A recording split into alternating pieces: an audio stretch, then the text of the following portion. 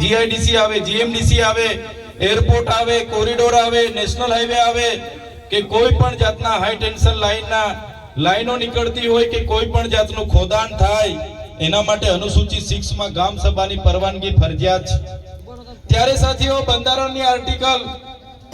244 ની પેટા કલમ 313 ક અંતર્ગત પણ ગુજરાતના અંબાજીથી ઉમરગામ સુધીના 14 જિલ્લાને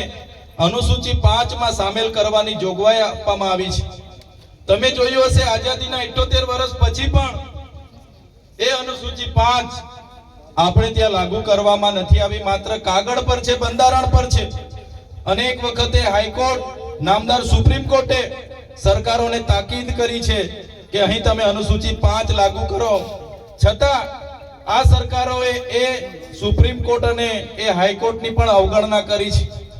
ત્યારે આજે તમે જોયું હશે કે બંધારણમાં એ ચાહે અનુસૂચિ 5 ની વાત હોય, એ ચાહે 1996 ના પૈસા એક્ટની વાત હોય,